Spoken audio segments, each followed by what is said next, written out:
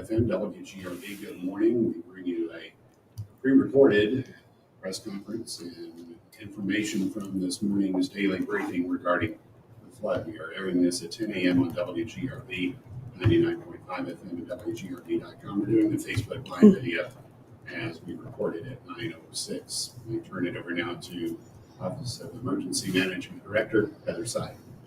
Good morning, Greene County.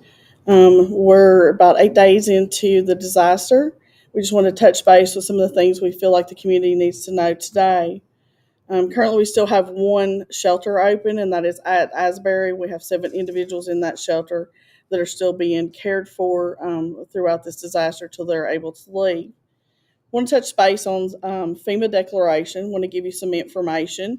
We did get a declaration on October 2nd. And it will be individual assistance and public assistance. And you need to go to disasterassistance.gov. Again, that's disasterassistance.gov. And you can begin putting your information in for those items. Also, for unemployment assistance, for any of y'all that might need that, go to jobs4tn.gov. Again, that's jobs4tn.gov, or you can call 1-877-813-0950. We will be posting this information on our EMA page. You can see it on Town of Greenville's page and also other places on Facebook. So make sure you look that up. If you have any questions or need further information to help you in that, you can call our office at 423-798-1729. Also, for our farmers in the area, we know we had a lot of devastation in our pastures and things like that. We do have USDA, which is Natural Disaster Recovery Assistance. It's for technical and financial assistance to help producers recover. Those programs will be under Environmental Quality Incentive Program and the Emergency Watershed Program. Again, check our emergency management page and other Town of Greenville and other things on Facebook for further information on that. One more thing we want to talk about, people are beginning to do cleanup. Make sure before you start digging, removing soil, things like that. We do not want to interfere with our fiber optics as it can cause problems with our emergency services. So always before you dig, make sure you call 811 or 1-800-272-3020. And we'll be putting more information out. It'll be, as it's forthcoming with FEMA. Got a meeting with the FEMA liaison today, and we'll be working on damage assessments next week. So make sure you document everything, as I've said before. And I know and understand that you may not have all the paperwork that you may need, but we will assist you in every way we can to make sure you get full reimbursement for this disaster. And wish y'all a safe weekend. Like I said, and be safe with everything you do. And again, if you need any kind of assistance, you have questions, call our office. We'll be working on Saturday. Our offices in the EOC will be shut down on Sunday. So our responders and everybody who's been working tireless hours can kind of get some rest and kind of catch up. So again, we appreciate everything you're doing, working with us. The community has come together. And again, we're in this together and we'll take care of you. So be patient with us. Thank you. All right. I know the $64,000 question is when is water service going to be restored to Greene County? As of yesterday, all of the town of Greenville did receive water, and the system came back online with a continued gain from the temporary pumps into the reservoir of 600,000 gallons.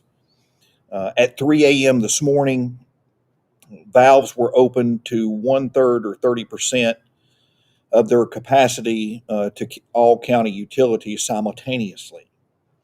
That capacity will be increased throughout today as we make sure the system can handle the load. As we do so, and much has already been said about it, your water service will come back on much as it went off. So it will come on gradually. It went off gradually. It'll come back on gradually. And this is to prevent any unnecessary damage to the system for leaks and breakages that we would otherwise have to address rather quickly in terms of water loss that we don't need to be dealing with right now. So the water will come back on gradually. The utilities will be bleeding air out of the lines as they begin to pressurize and provide water across the county. So once again, valves were opened at 30% capacity at 3 a.m. this morning, and water service is gradually being restored to all county utilities simultaneously. So the Greenville Water Commission has done an exceptional job of getting temporary pumps in place and pumping millions of gallons. The capacity, about 9 million gallons today, is what we expect to be pumping, but your water service will return gradually. In that, we ask that you please continue to conserve water as a courtesy to your neighbors that do not have the service yet.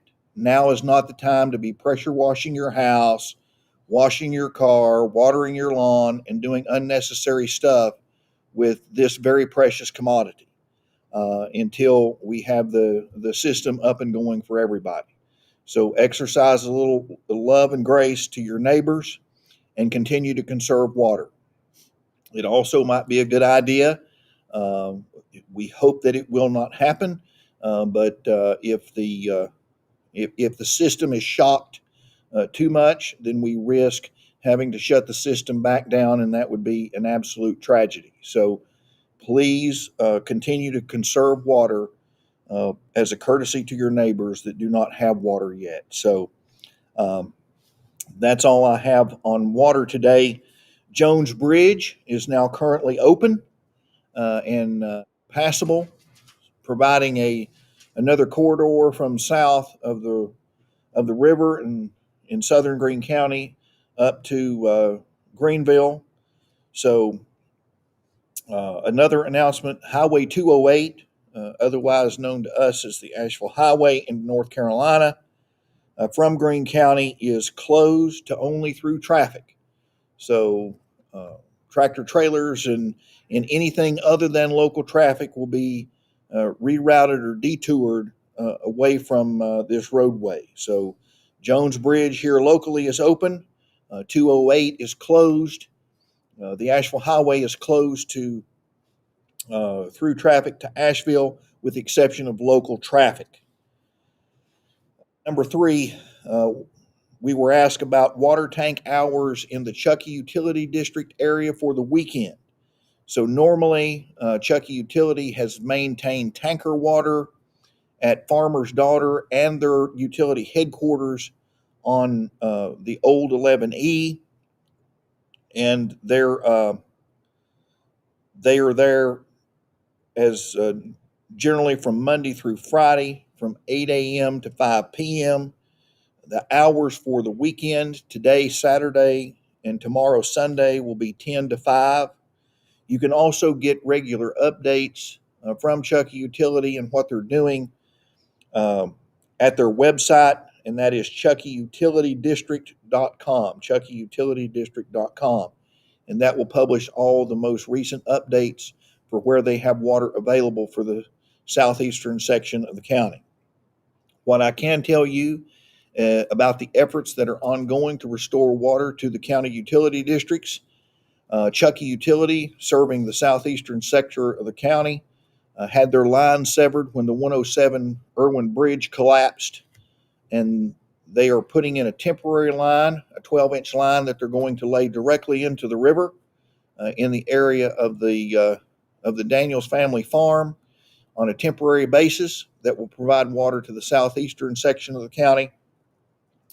The drilling team from the West Wilson County Utilities will be putting a boring operation beginning sometime next week. They will bore under the river to provide a temporary, semi-permanent, if you will, line to the southeastern section of the county through Chuckey Utility. Once the river bridge is reconstructed to help the utility offset the cost of that major endeavor, we hope to get that project connected to the reconstruction of the bridge. Glen Hills Utility District. Currently, again, the Jones Bridge Road is open, uh, which has a major water transmission pipe for Glen Hills, servicing the Greystone and Camp Creek area. Uh, those lines, as water is charged back into the system, will be checked for leaks and breakages. We are very hopeful and prayerful that we will continue to be able to use those transmission pipes across Jones Bridge and across Bird's Bridge that will continue to serve those areas.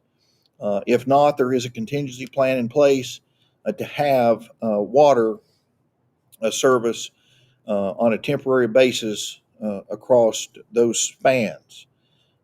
I did omit when I was talking about Chuckey Utility District. There are 3 2-inch lines traversing Ernest Bridge on the Chuckey Pike that are helping to service the southeastern section of the county at present. So, didn't mean to digress there. Back to the Chuckey Utility, talking about Glen Hills. But Glen Hills is fairly confident that they may be okay with the service pipes that they have across Jones Bridge and Bird's Bridge to service Greystone and the Camp Creek communities. The other utilities have reported very little service interruption in terms of their piping network, but we won't know for sure until full percentage service is restored from Greenville to the utility districts. Currently, again, valves were opened early this morning to about 30% to provide water to all the utilities. That is the update on water. Currently, the Greenville Energy Authority is showing that there are 0 customers without electric service. They continue to work the homes in the neighborhoods that were devastatingly affected by the flood and destroyed, to get those homes back in service as they are inspected, and so that residents can move back in. This afternoon, we will have elements of the 101st Airborne Division land at the airport to assist us with security and traffic control. And they also have will be receiving a follow-on mission to assist the Appalachian region here with different tasks of search and rescue, with security, and with a measure of confidence that only the U.S. military can give. That's about it. Ron, do you have questions that we might be able to answer that we might have missed or skipped over? Can you review the boil advisory, please, on whether or not washing clothes or dishes or how that works? How long the boil advisory? Yes, very good. All of the utility districts met here yesterday at 3 p.m., and we have put out a uniform boiling water advisory to any water that's going to be consumed. This boil advisory will be only for water that you're going to consume. 3 to 5 minutes rolling boil for all utility districts, including the Greenville Water Commission and all of the county districts. So that will be in place for about 2 weeks. So any water that you're consuming, boil 3 to 5 minutes, and that's uniform across the county. If you're using it for dishwashing, laundry, bathing, the water directly out of the tap as it exists right now is fine for those uses. Once again, we're asking you not to wash cars and pressure wash houses and water your lawn and those types of things. But for bathing, laundry, and dishwashing, the water is fine. Boil alert for the water that you're going to consume. So, we miss anything else? We do have the water. Yeah. Just want to remind you that we do have a water pot open at the airport, Greenville Municipal Airport today, from 9 to 12. If you need water, go pick that up today. We will be resuming at some of the other sites next week, Monday through Friday, doing the 3 to 5. So we'll make an announcement back about that. We have some of the areas where the water's back on, where we won't be needing those pods. We've had questions about, why are we doing it at the airport because the water's back on in Greenville. That is our hub. That's where our largest amount of water is located. It's centrally located, and with some of the roads and bridges and different things being open back up, we feel that people can get out and to the airport and get that water. And if you need some today, they're probably giving a little bit extra out to kind of carry through the next day or so. So make sure you go over to the airport and take advantage of that from 9 to 12 today, because this would be our first Saturday pod that we were doing. But we'll put more information out on those next week. But just want to make sure everybody knew about that. One other question there about the Ernest Bridge. I haven't heard a change in the status of it in a few days. TDOT, are they still in the process of inspecting that to see if there's any way that can be salvaged? I know there was some uncertainty to begin with, and they haven't cleared anything. The water's still been up and muddy, and it's been difficult to assess. But Ernest Bridge, is that still an unknown situation? Currently, yes, Ron. The status of whether the bridge is salvageable or not, or could be used on some type of temporary one-lane basis, is still up in the air and being assessed at present. We know that there was significant damage, at least to the southern approach area of the bridge. We know that there's a section of the railing downstream that is missing, and concrete rebar has been exposed on the foundation of the bridge. At present, engineers are not quite sure and are continuing to assess what that impact that has on the structural viability of Ernest Bridge. So Chuck Utility has, again, lines traversing the bridge deck to be able to provide a temporary water service there. But as the old saying goes, the jury is still out on whether that bridge will be able to be used in some type of limited capacity. I know the Western Wilson County Utility is currently out there boring a line underneath the river at Ernest Bridge. They completed about 50% of the way yesterday with a pilot hole. They're moving about a foot every 3 minutes. The pilot hole being drilled about 6 feet below the riverbed. So we expect that will be completed sometime next week, and a temporary line of about 12 inches would be pulled back through that hole and be able to connect and service. But that has nothing to do with the bridge. But that's just an update on the water service for that section of the county, so that people are aware of what we're doing there. So, but the jury is still out on the condition of the bridge. The other thing that I had notes here to update is the Greene County Convenience Centers will be open today being Saturday. Normally they're open 8 to 4. The convenience centers will remain open today from 8 to 6. So once again, we're adding 2 hours for the days that specific center is open. The hours will be extended by 2 hours, either in the morning or in the evening, depending upon the hours that are posted for that center. We are not opening centers extra days, just extra hours. So our capacity to be able to manage all of the garbage, as well as try to stand up a central debris collection site for all the river debris, is ongoing as well. That will be in the neighborhood of 4575 Old Asheville Highway, directly across from the water treatment plant and the tobacco experiment station out in South Greene County.